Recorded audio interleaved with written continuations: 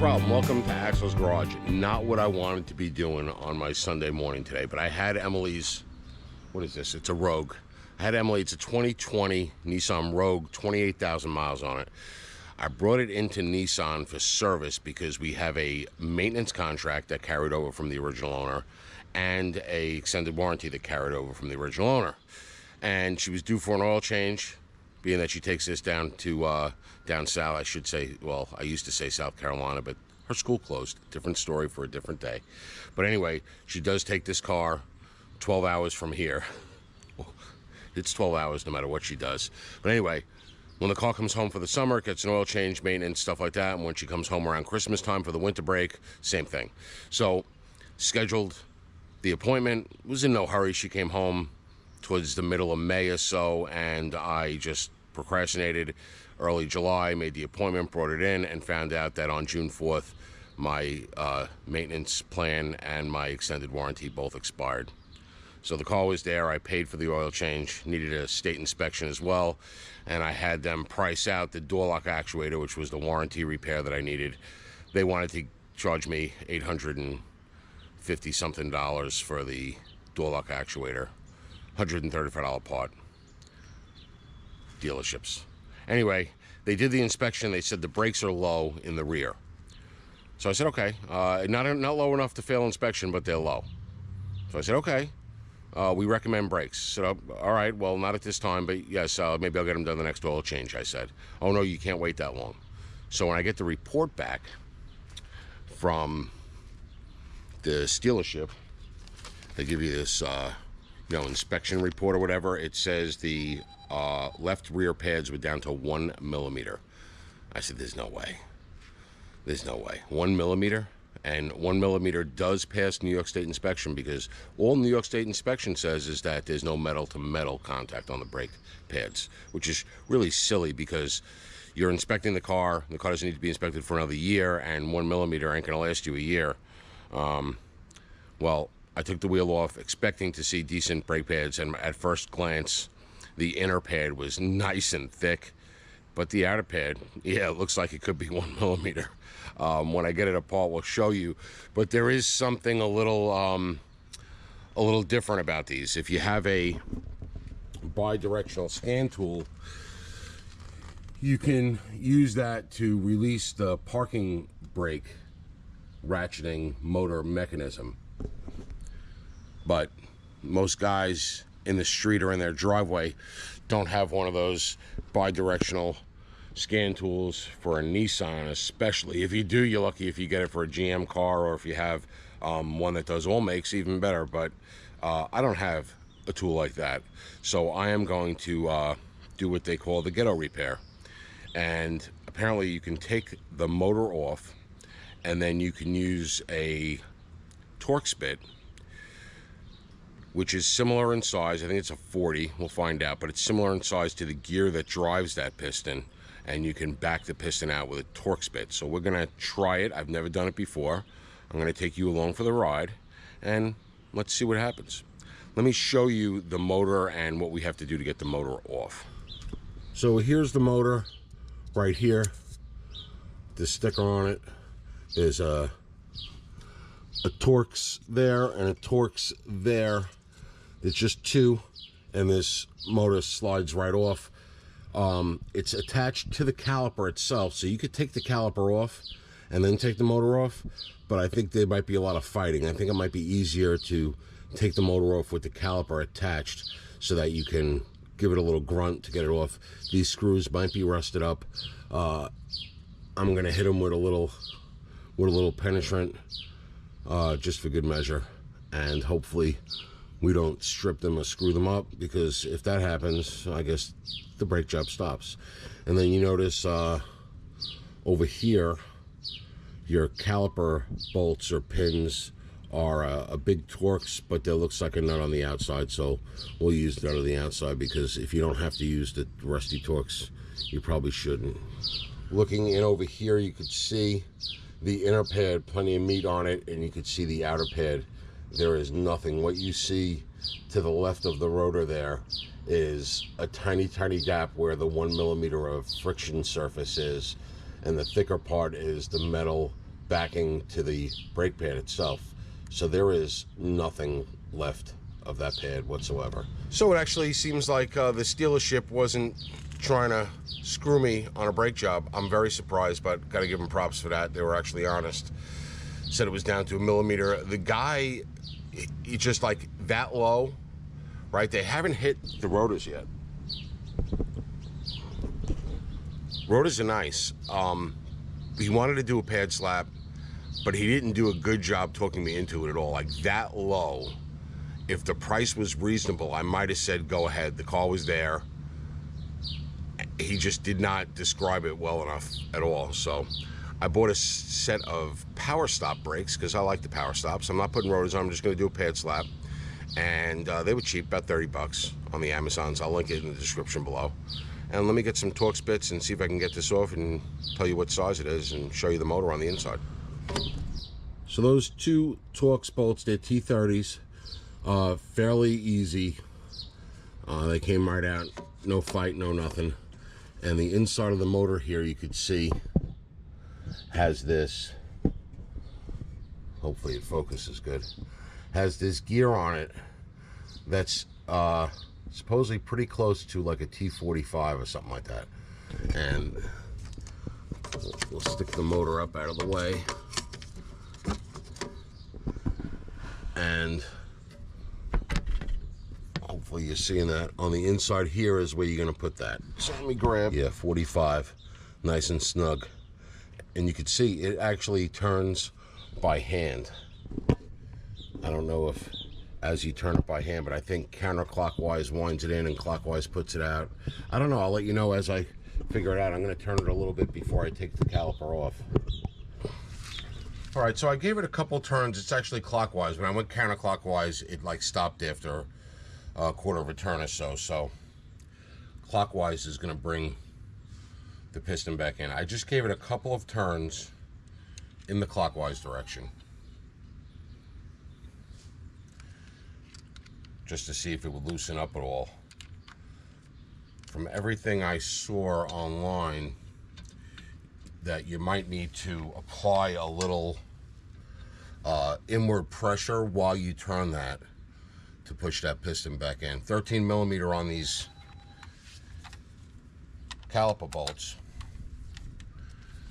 These seem like regular sliders, like this should move in and out. Yeah.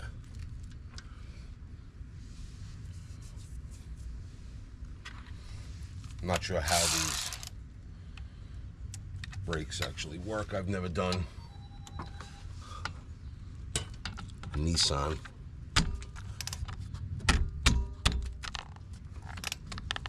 Pretty tight. I think you got to hold back here.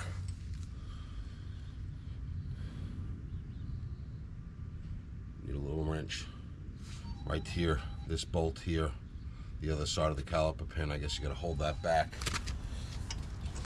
So I don't have a wrench thin enough to fit in there. So I'm gonna see if I can gingerly come in here with these.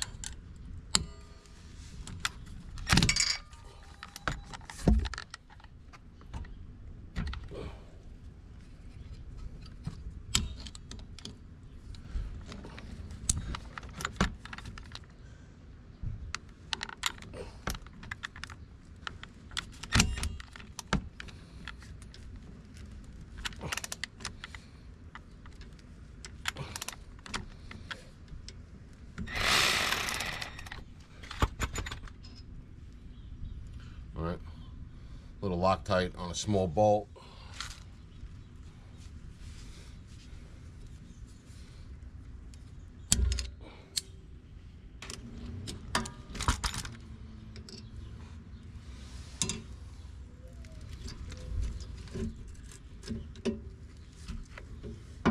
Okay.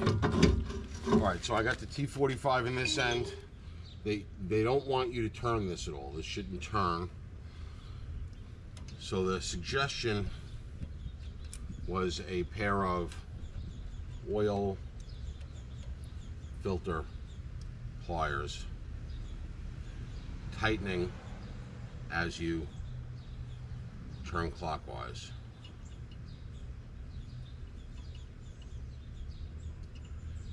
To be honest, I think what you could probably do is use a regular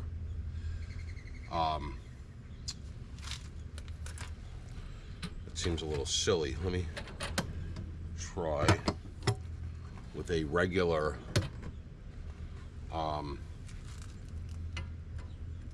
pair of spreaders, and you spread till you feel resistance, and then turn this a little bit, turn these a couple.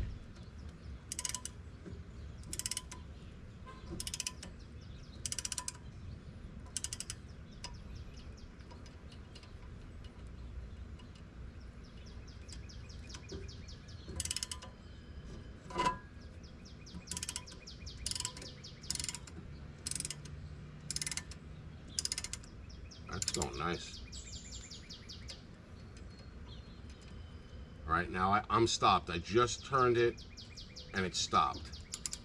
So that's got to be all of the slack out of the parking brake system. And there, and I just felt it bottom out with these. All right, so my boot's good. The piston didn't turn, didn't even want to turn. And this was, I was turning by hand with a T40. I'm sorry, T45. Turning by hand with a T45. All right, so now the caliper's good. All right, let me slide that back there and take a look at how this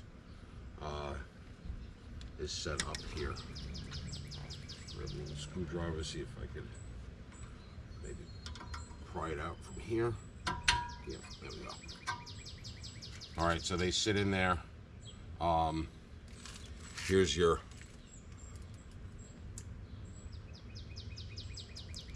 one millimeter, and they were pretty they were pretty honest with that. Really surprised, but they were.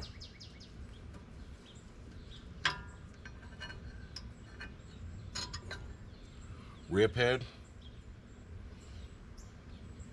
plenty on that rear pad.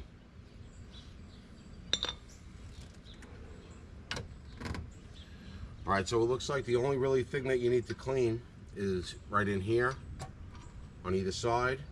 And let me check these pins out. All right, pins come all the way out. They got a dust boot. Yeah, we'll clean those pins. I don't know if the new pads, I didn't open them up yet. They might come with new rubbers. So here's what I'm using. These are the Evolution or the Z17, their standard replacement. Yep, comes with new rubbers. So if you have a thin enough wrench, it is a 17 millimeter.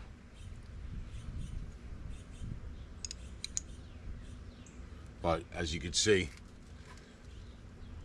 my regular 17 millimeters and everything I have is just way too thick for it to fit in there, but it's 17 millimeter. All right, so I'll clean these two pins off and we'll lube them up, get the new rubbers on. These pins are different. Didn't want to see that, because now I don't know which pin was which. Shit.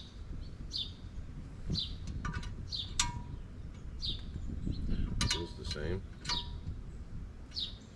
Feels the same.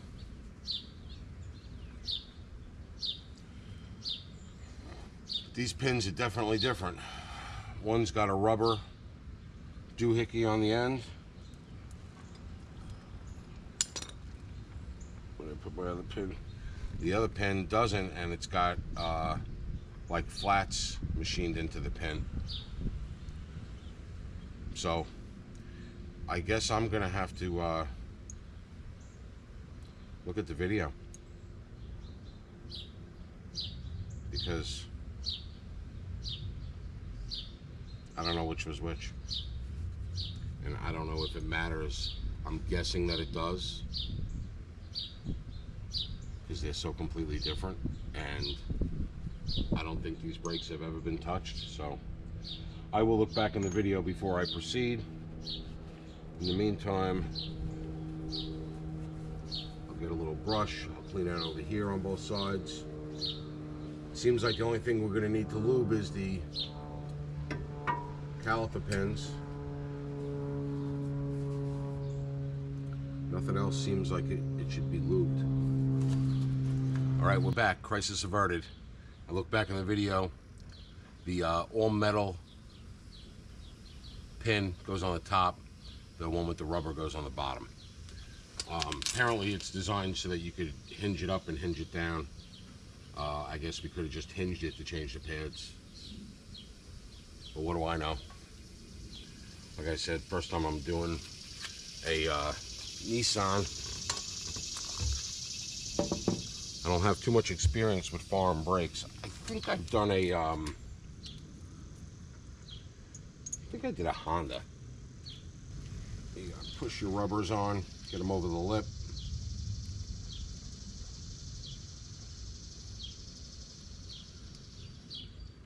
And this end will go over the other lip.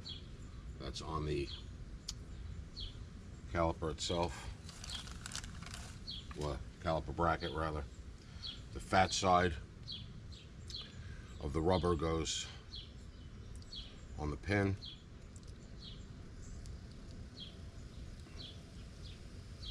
You just gotta squeeze it over the lip.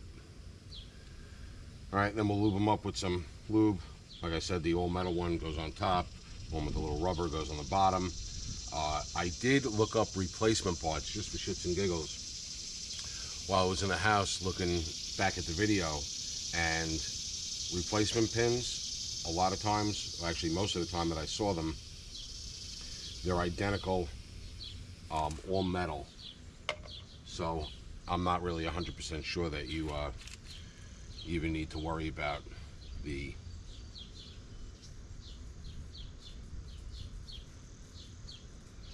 orientation of that. It probably doesn't matter.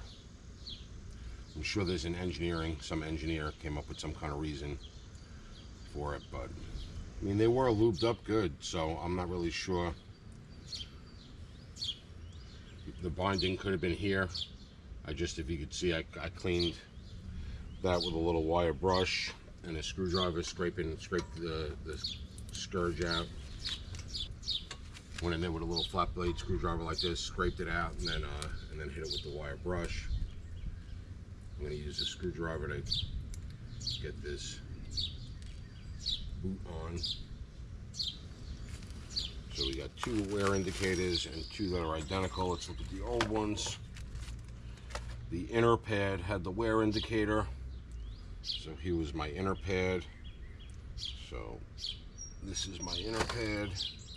And the outer pads are both identical, so we're throwing outer pads, so I got my outer and my inner, so I don't confuse them. Let me take my inner pad. I guess that's why it just wears out fast, because they're kind of tight. They really don't, there's nothing to make the outer pad move away except for the motion of the rotor, so it's always riding up against the rotors a little bit, and I guess that's just the way it's designed. You really can't lube it there, because that lube is just going to get all over the rotor, because it's right up next to the rotor, and it's held in by that spring tension.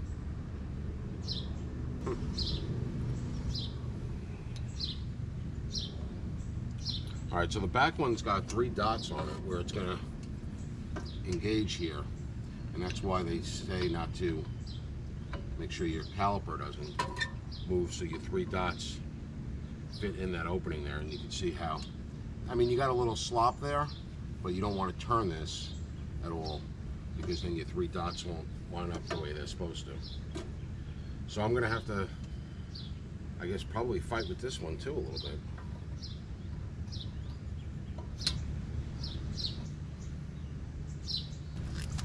Okay, I hate it when brake pads fit tight like that, but they're really tight on those spring clips in there, but I guess that's just the way it's designed. I'm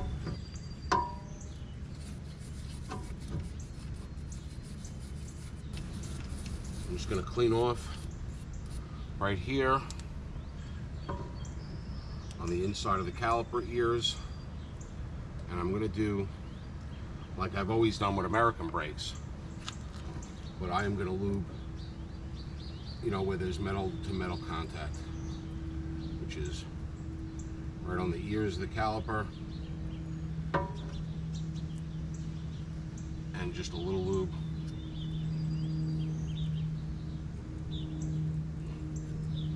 on the face of the piston. And that is something that I always do. Prevents noise. A lot of people say you don't have to do that. They're probably right, but that's what I like to do. All right, slide the caliper on. Find my caliper bolts. Again,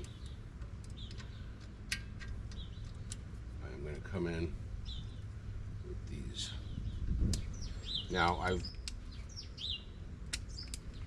I've heard people say over the years that when you have these caliper bolts that have to be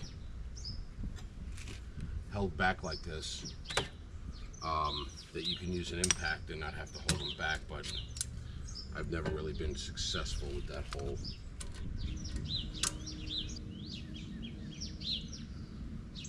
Okay, so that's on, that's on. Now, there are some people that say you could push the piston out, ratchet the piston out, with the thing to like pre-adjust it.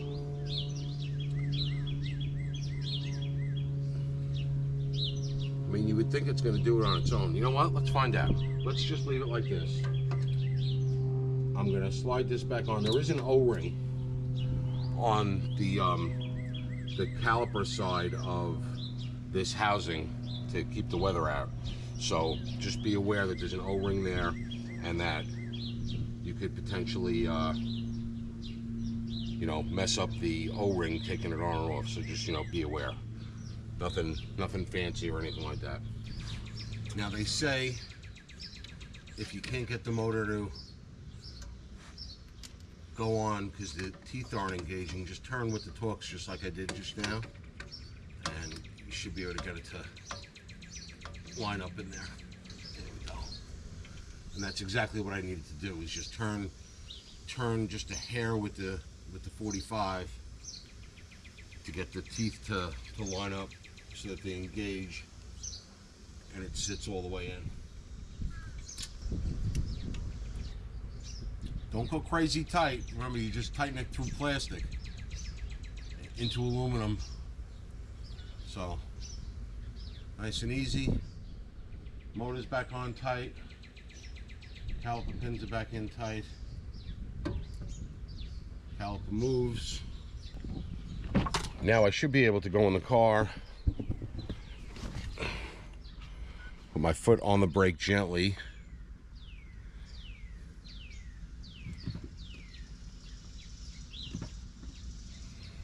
Okay, and now I got a pedal. I'm going to start it.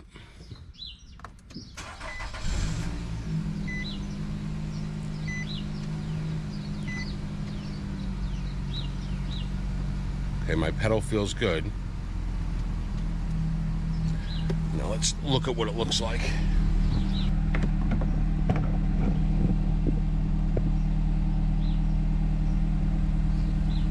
So the piston came out, took up the slack.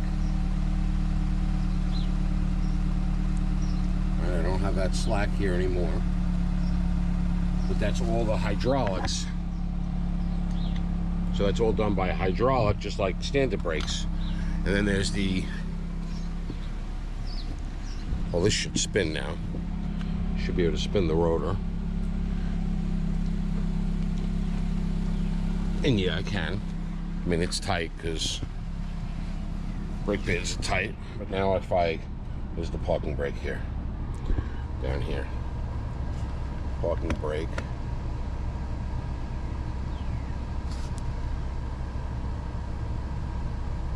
Oh, okay, I do have a light and it's on. And I did hear something going on there.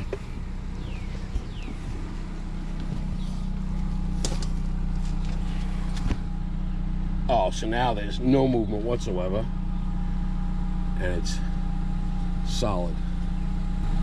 All right. Mission accomplished. Let's take the parking brake off.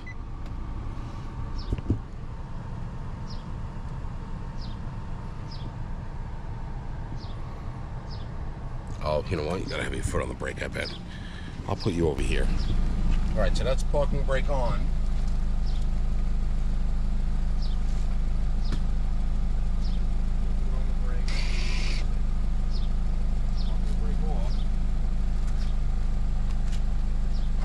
Now I can turn it, and there's a little jiggle. All right, mission accomplished.